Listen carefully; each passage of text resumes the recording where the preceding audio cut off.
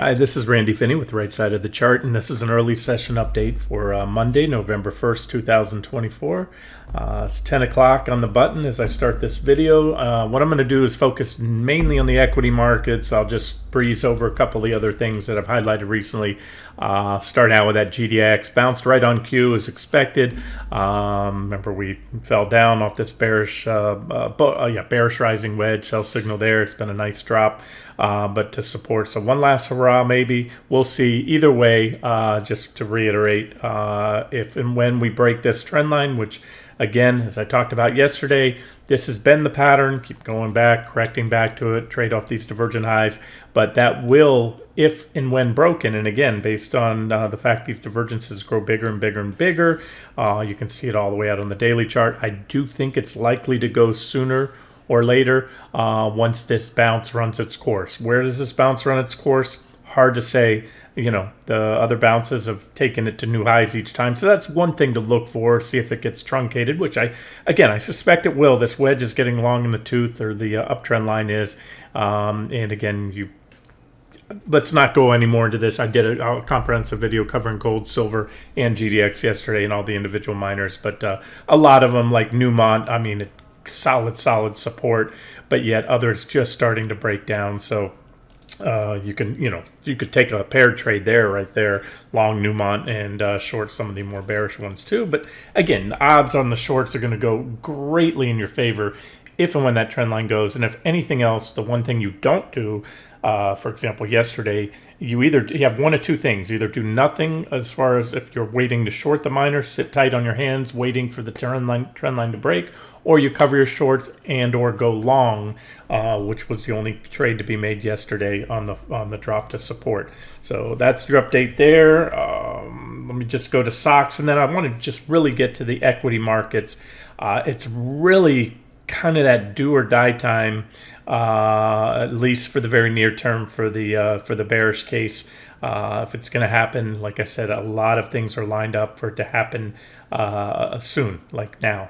All right, so this is SOX, the semiconductor sector ETF. I just want to mention again another one that I highlighted yesterday hit support. We hit during the video T2, which is, and as well as this uptrend line off the recent lows. Now we have a reaction. So honestly, I can't remember if I added this before or after the video yesterday. I think I might have added it after. Let me see here. Created on 10/31. Yeah. Okay. So if I did or didn't, either way, you have an uptrend line off the recent low, which coincided, more importantly, was this T2 price support. And we're bouncing, again, as expected. Now, where to?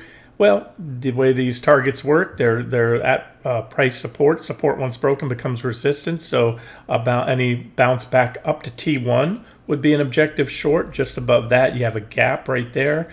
And of course, you want to watch when you're trading the semis, you want to watch the individual semiconductor stocks as well.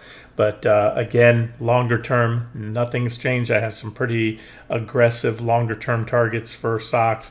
And big picture, if you don't want to deal with the what I call micro analysis, the shorter term charts, the intraday charts, like I was just on 60-minute chart, you want to see this trend line. It's a beautiful trend line. You want to see it get taken out.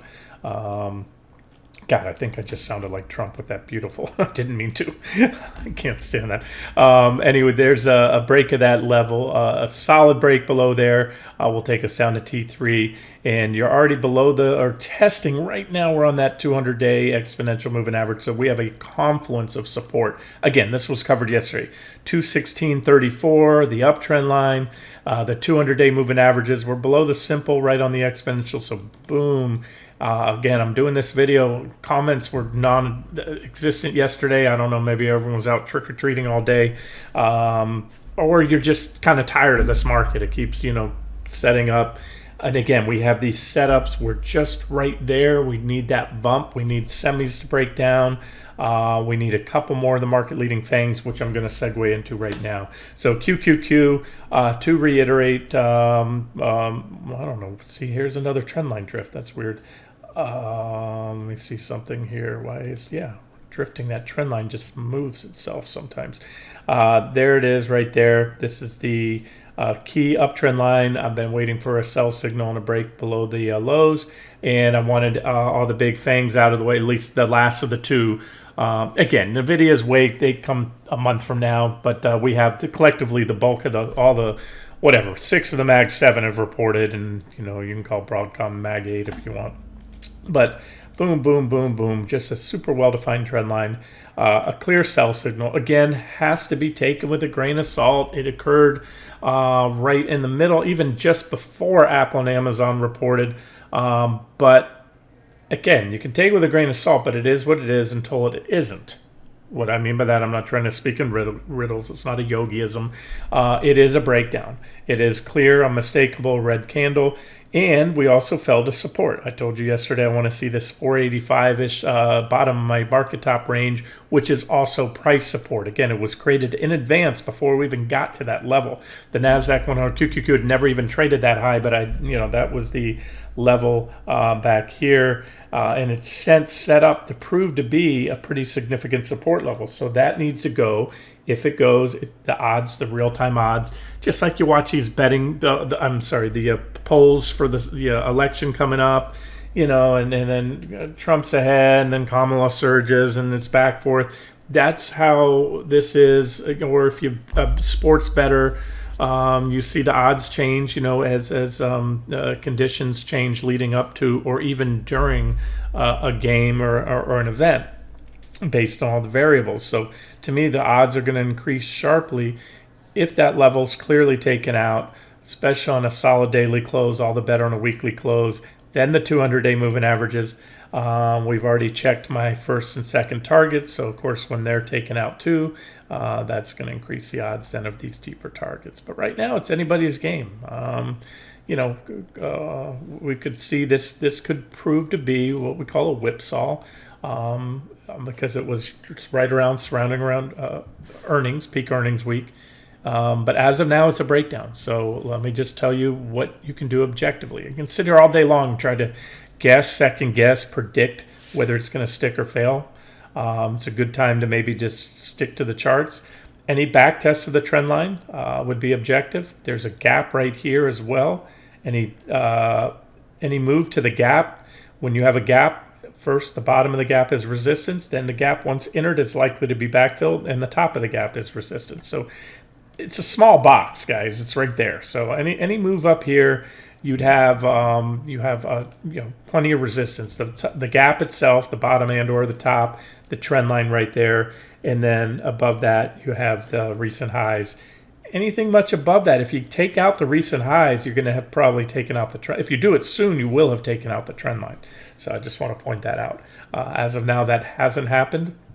Look, we're still above a lot of key moving averages. Remember, we checked the 200 days back here. That was what we were calling, or I was calling for move down to the 200 days initially. You have the markets check those 200 days, and it's still above them. So I can sit here all day long and tell you that most of the trend indicators are still bullish. All the intermediate ones, the longer term.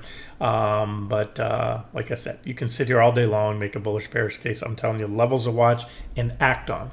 What's going to most likely trigger another wave of selling, or trigger potentially another pop to test the previous highs, or even possibly break out to new highs. I still do not favor that, but if we go up there, again, the odds I'm going to change. You're going to change if that trend line's taken out, because this is a false breakdown. If this divergent high right here, we have this smaller divergence, negative divergence, it's also within that much larger, bigger divergence that you can see here, and that's what this orange line shows. If we do happen to eke on up a little higher anytime soon, until I can no longer have divergence, until I no longer have divergence down here, I'm looking at any marginal new high anytime soon still to be a divergent high. And again, divergence isn't a sell signal, but what is a sell signal? That was yesterday. They break below there. So all right, let's look at the 60-minute chart. There's your same uptrend line. Again, it comes off the August 5th lows. We are clearly below it. We bounced exactly where I figured we'd bounce. Told you I'd reverse yesterday. We were at support. I said the market, they're going to buy it up at the end of the day. I told you that in the beginning of the day. We were down over 2%. Earnings were coming up. From my experience, you're only going to go down so much, and then the dip buyers will step in, and they did. They stepped in there. We also had the futures I showed you at support, and you can see the same chart I showed you yesterday. So we bounced back to the first resistance level I had. So we could stop here, we could stop there. There's that gap, and I'm comfortable and very much open and almost leaning towards any move up towards that area. Don't want to see much more, but again, will it change the technical posture? Yes, if we take back this trend line, because then that's a false breakdown. That's pretty bullish. Then we'll probably start to see some short covering and maybe a pretty quick move up. But if not, let's just look how this plays out. Remember, charts are dynamic, trend lines are dynamic, meaning they come in at a higher price every day. So if it zigzagged for a while, we can go all the way here and back test. We could even potentially come up here and test that new high. But again, to me, that's a kind of a no-go for shorting. Maybe cover any shorts that you do have if we solidly come back above this uptrend line. Now, let's look at the market leaders, because again, you want to take the analysis of QQQ collectively and factor in what the big tech stocks are doing, because they will unarguably determine where QQQ goes. It doesn't matter where the bottom 90 stocks in the Nasdaq 100, they can go to the moon.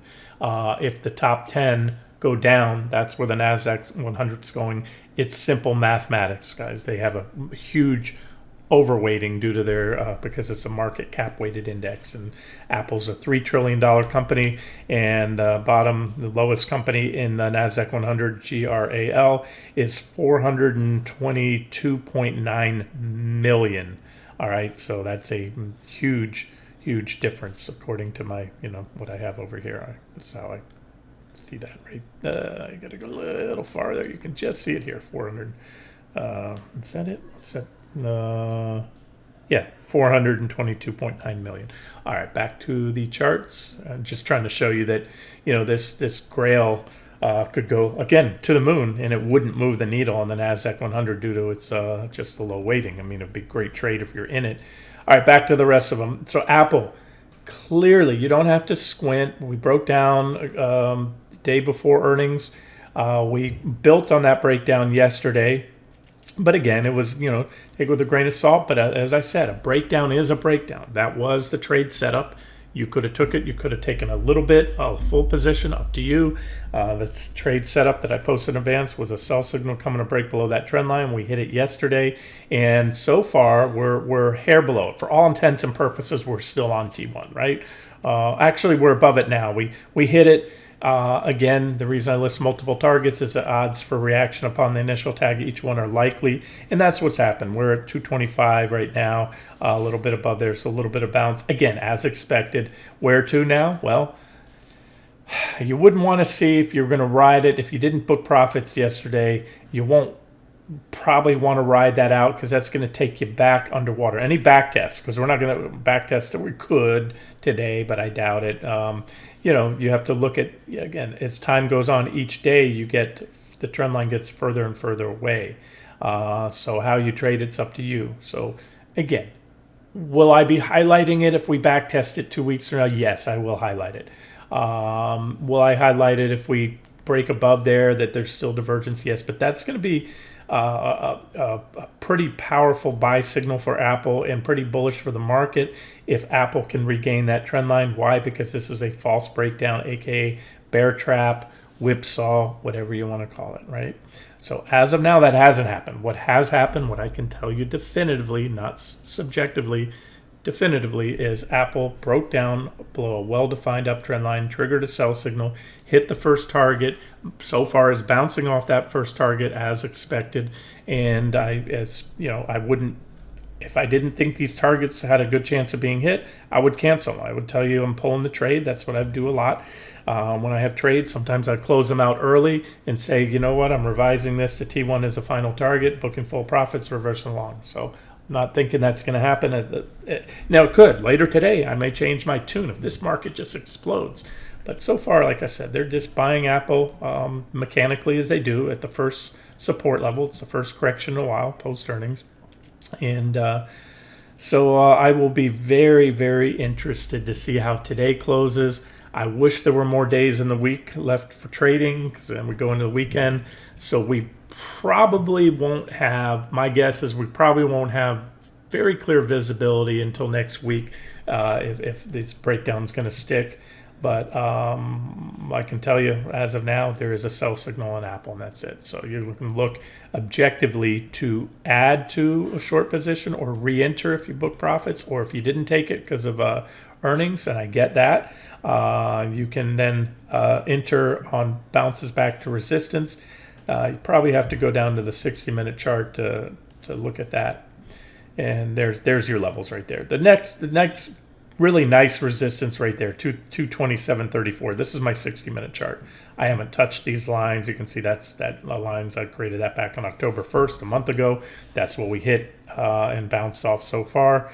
And so here you're likely, this is the nicest resistance, the first big resistance that I said. We are at the first resistance. Again, these are lines I've already had on this chart, created back on October 1st. They were downside targets.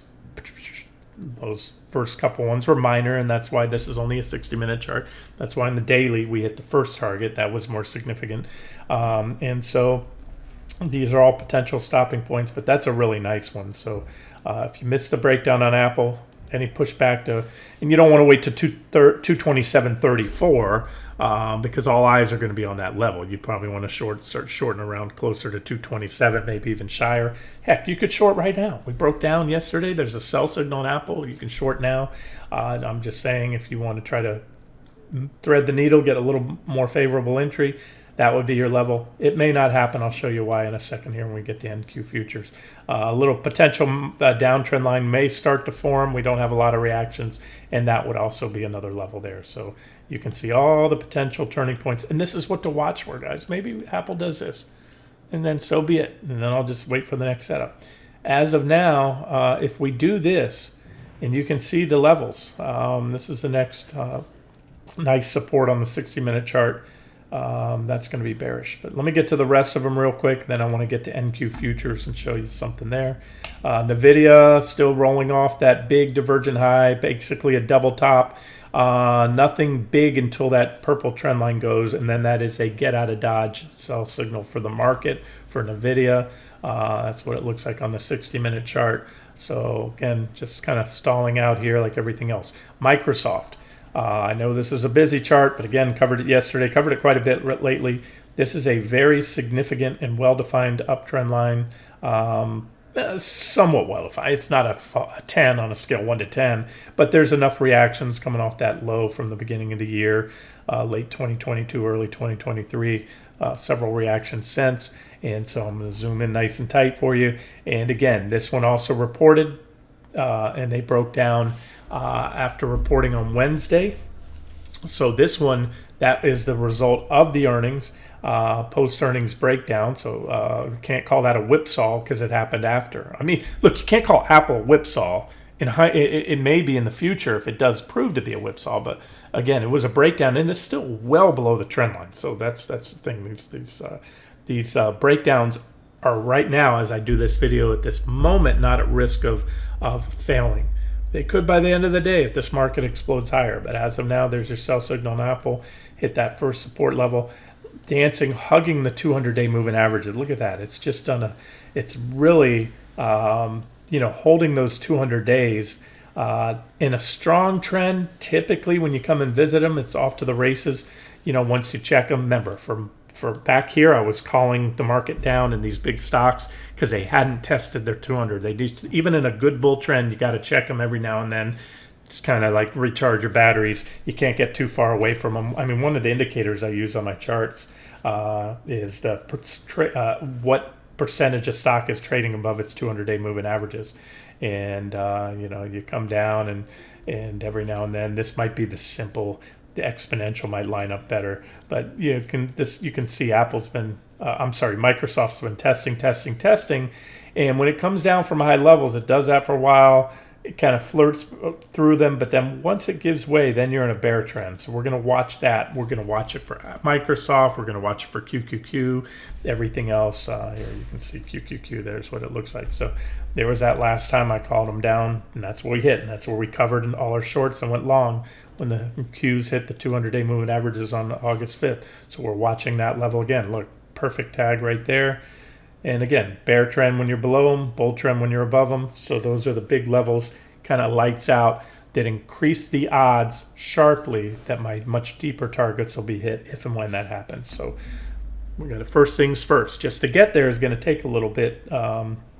So it's going to be about a 6% drop just to get there if we do get there again anytime soon. All right, let me park that back, finish up with this video. So there was Microsoft. Turn back on the lines on a broken down. We'll see if it sticks. As of now, we'll take it on face value that it's a breakdown, just like Apple and just like QQQ. Alphabet, just a messy, sloppy chart. This is our key primary uptrend line right there. BOD, benefit of the doubt uptrend line. You got the still above the 200s. So technically, it's it has peaked. It's still well off that high, and that was a big bearish rising wedge, a breakdown, a sell signal, and it's been walked its way down. Post earnings pop, but they faded all of it now. See, this one's again down today. So it means 100%. This, again, what did I tell you before earnings? I said they're all going to beat earnings. That's what they do.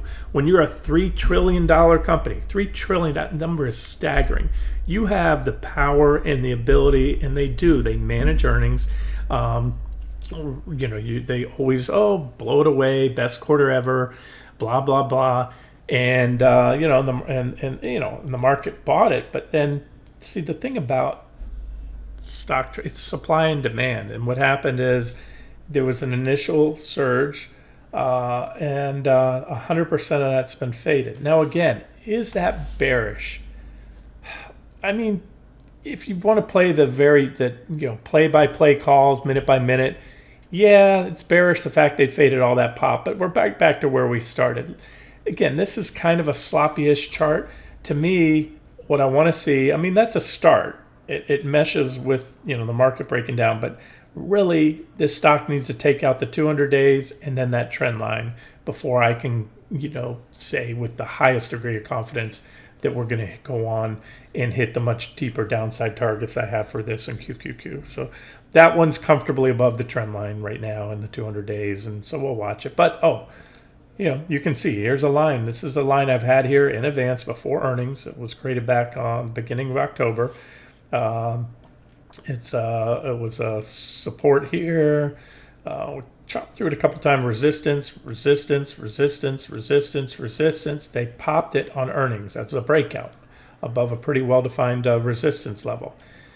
Now, so far, that breakout hasn't failed. They faded the post-earnings pop, but if we move below 169, that is technically significant. Because you faded everybody, and there was big volume. Look at all the poor suckers that bought the breakout right there, the post earnings. They've all lost money. It's a lot. That's the biggest volume spike in Alphabet in probably going back to years. You can see these big pops. You can see them too. I think you can see them. If you can't see my volume bars, you have these pops here. There was earnings, big rally into earnings, and then it got beat down afterwards. Another big pop there. Same thing. It popped up, then they faded. It's hard to make rhyme or reason of it sometimes, but you can see all these are the earnings lines, and we'll see where this one goes. Again, let's just focus on that 169 level. If it breaks, that will be a bearish technical event. Doesn't mean the stock's going to go to zero. Just means it'll probably go down to the next support level, which I might tweak. I'm going to leave that line there. I have it about 163. And I'm just going to add a second one there. It's more of a price support zone from 163 down to about 160.50. And they got the 200 days. It's just a massive confluence of support right there on Alphabet. So I probably spent more time than I just should have on Alphabet because of the kind of wonky looking chart. But I just want to give you a thorough analysis, levels to watch, developments to watch for, whether they happen or not. Amazon. So far, the market liked what they were selling for earnings. It popped up. that put us, we have from this point here, this small negative divergence like this. This is, you can see my divergence line. We have much bigger divergence that's been building since back here. We had a divergent high, gave us a correction. We made a marginal new and still extended the divergence, another correction. Extended the divergence to another marginal new high and much bigger correction.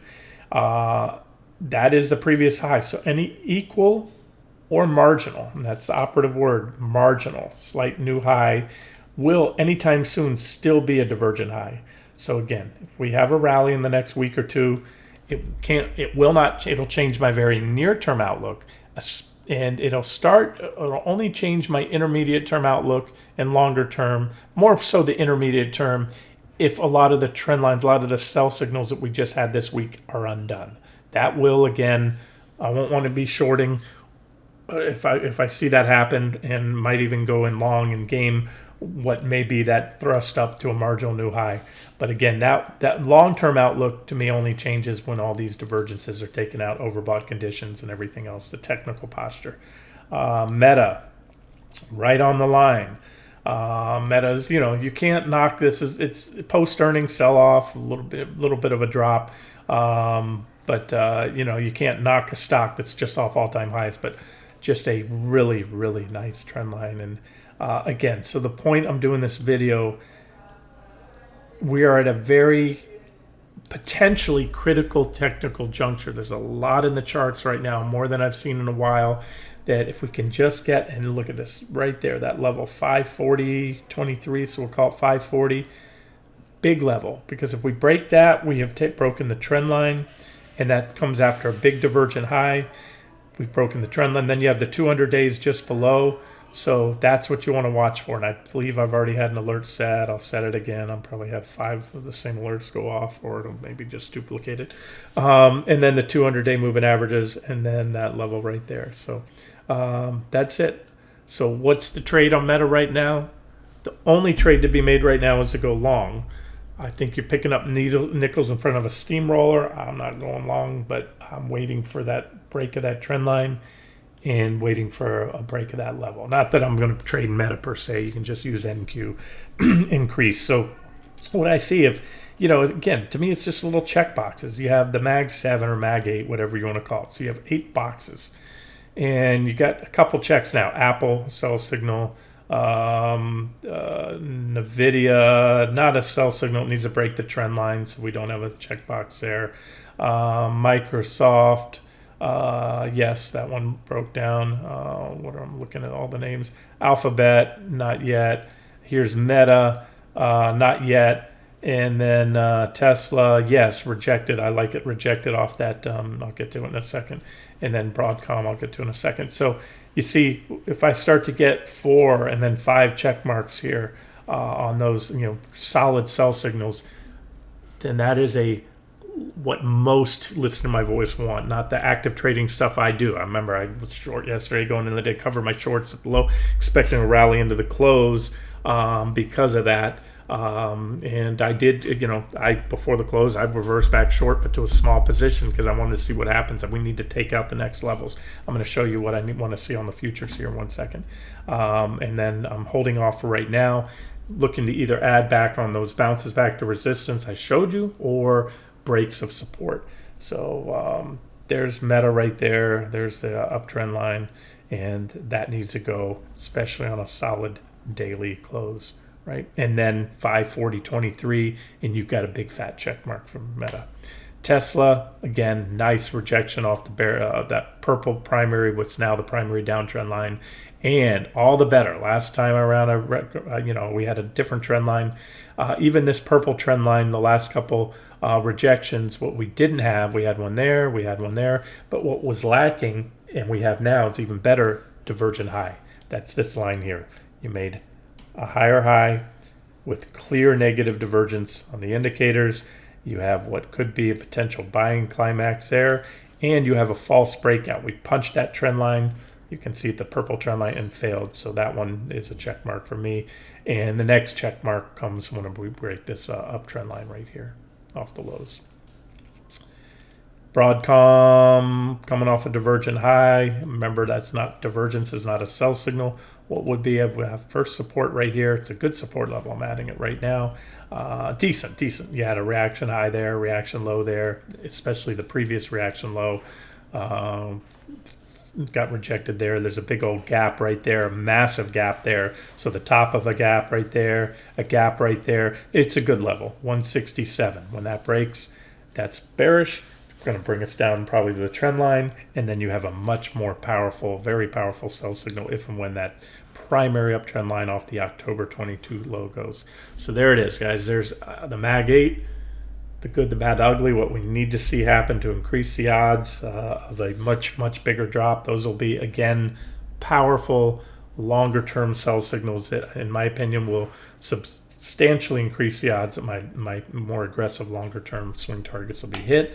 But quite a few haven't. There's plenty of work to be done. Not plenty is relative. Everything I try to speak in the markets, a lot of things are relative.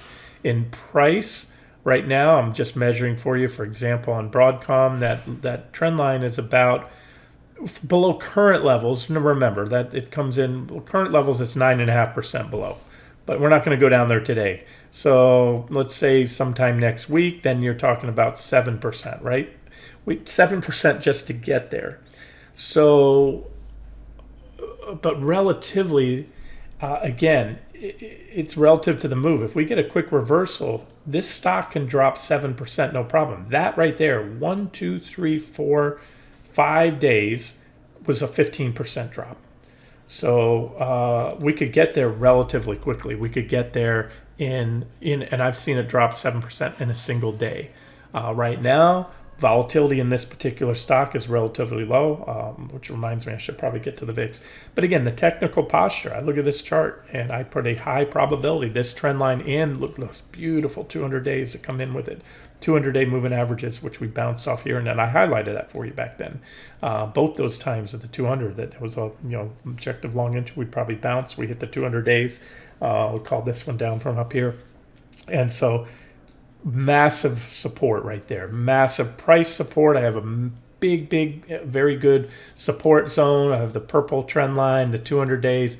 This would be a 10 of sell signals on a 1 to 10 if we, a solid breakdown below there, and take us down, much bigger. You can see these are potential swing targets down here for Broadcom.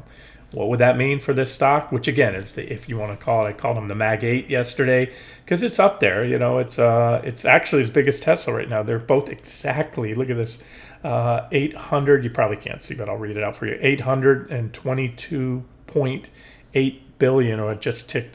So they're both 822 billion. So this one is every bit as a Mag, whatever that Tesla is, because it's the same market cap, and it's actually been a better performer. So. Many could argue that Tesla should be out and this guy should be in that elite club, whatever. Anyway, but the impact on the market, that's what I'm talking about. It's still almost $1 trillion company. And so what I'm calling this one down for, ultimately, I think it comes down to this level. That's a 46% drop. Does that number sound familiar? That's what I'm calling the Qs down. 46%, about 45% is where my current final swing target is for QQQ. And it's just funny how so many of these charts, by my analysis, line up with about 45% drops on most of the Mag 7 stocks. Alrighty, I promised you the futures. We'll look at the VIX, and then I'll wrap this up.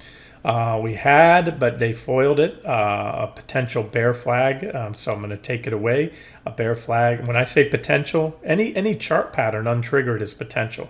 And so what happened? I'm going to have to zoom in for you. Let me just, before I zoom in, show you. This is again the primary uptrend line off the August 5th lows, very significant, and this is a clear, unmistakable, you don't have to squint to see it, breakdown. Will it prove to be a false breakdown? If it does, then it's going to change things, especially near term, meaning if we have a solid recovery back above the trend line. As of now, what I can tell you, and what I'm going to do here in just a second, I'm going to pause the video and I'm going to add to my NQ shorts. Why? Look at this level. This is a level I've had here. I've shared this with you. It was just below the trend line. We broke down. We hit it, and we had a little reaction. We back tested. probably have to squint to see it, but I can see it here clearly. So, and that's, and again, I didn't, yeah, it's been here. I've had it on the chart. It's a good level. I have a lot of reactions on that level. And that's resistance. So let me stop the video and short a little more NQ. Okay. All right. As I said yesterday, that was my plan, to cover at support intraday, because those big fangs hadn't yet reported. I've got to fix this chart. Hold on, my lines went away because I scrolled in too much. Okay, there it is. I can tighten it back up a little bit now. Let's see, without those lines going away. All right, so this is this is how it works for me. You had a sell signal. You didn't have to squint to see it. It was impulsive. QQQ and NQ hit support yesterday. Market was down. The Nasdaq was down over 2% before Apple and Amazon reported. From my experience, that's a drop you want to fade to the opposite side. We rallied up a little, and a little more today, and we're right back to resistance. And so this is a mechanical trading. You have a sell signal, and then what do you do at that point? It puts you in as a swing trader in shorting mode. So now you can, again, active trader, I'll game the counter trend rallies, but let's talk about just the objective short entries. Once you are in a sell signal, which it's a powerful one too, break of those trend lines, then you have two objective times you can add to shorts. If you're scaling in or whatever, if you don't have any positions, you short a rally back to resistance, which would be that level right there. The next one would be the trend line, even a little bit of minor price, but let's just say the trend line. So those, and then again, above that, if it takes back the trend line, you do not add to shorts. In fact, then at that point, you have your stops, and you're going to start scaling out or hard stopping out, depending on your trading plan and where you're targeting. So that's it. And this is the first support level. If we go up there, that'll be the last of the dry powder. I'll look at everything at the time collectively. I won't be adding to NQ. Let's say if Apple and what was the other one that broke down? Microsoft regain their trend lines, either or. But if those two are still below or back testing at the time, and NQ is back testing, that would be my final lot, if you will, to add to. And then anything above there would be to start scaling back out of those positions, either a hard out. I usually layer out, depending again on everything I talked about here. So that's it. So there's a objective short entry as I'm doing the video. The next one would be there. And let's talk about the VIX real quick. VIX volatility index. We are coming off that big divergent low. Back here, I gave you at the time, we had VXY. That was good for, I think, what I give it to you on this time frame here. Yeah, gave you off this. We went long right here with impunity just before the breakout. My confidence was high enough. And then the breakout, if you wanted the alternative entry, was right there. And we had, what was that? Good for about well, we hit T4 is where I called. I canceled T5 then. We made 54%. And I said you can raise stops and hold out. I gave you two additional targets, although we're getting down. And the reason I covered, I always say I like to cover when I'm shorting the market. I've learned that typically the VIX will peak first, right before the stock market bottoms, and that was the August 5th low was right there.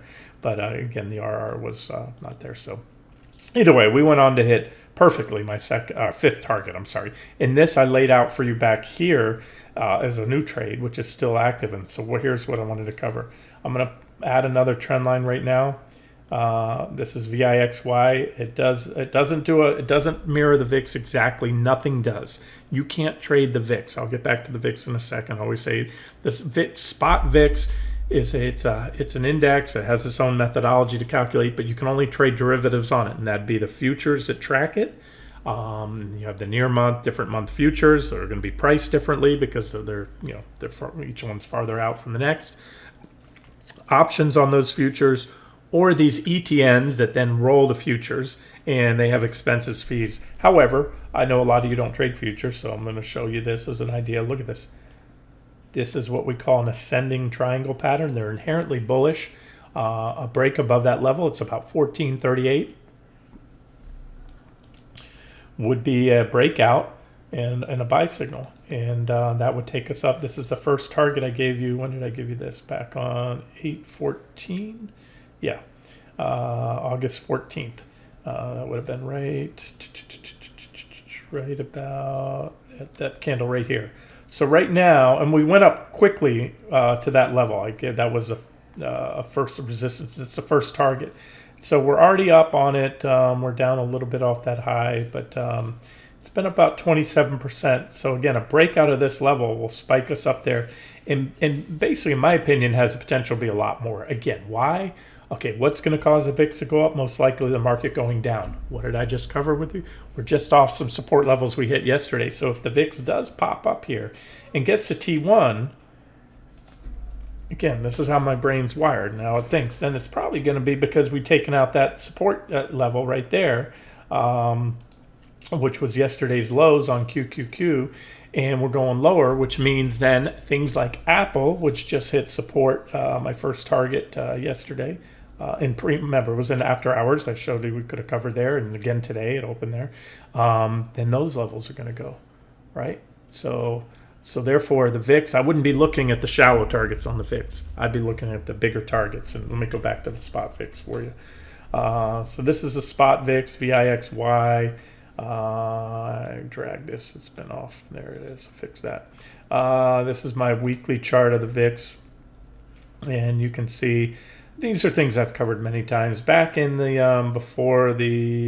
back around the dot-com era and before the global financial crisis, this is where bear markets ended right there. This is the dot-com bubble. We had volatility through, and the bear market ended there. The peak started in early 2000, ended in 2002 right there. Then the global financial crisis hit, and this is where all bear markets, true bear markets, that have ended. COVID was a 36% drop in the S&P. The VIX tracks the S&P 500. And so there was the end of the global financial crisis. And you can see that was back in November of 08, even though the S&P peaked in March of 09 right here, the VIX spiked first. So there's another reason why you want to get out the VIX early before you cover your shorts on the indexes.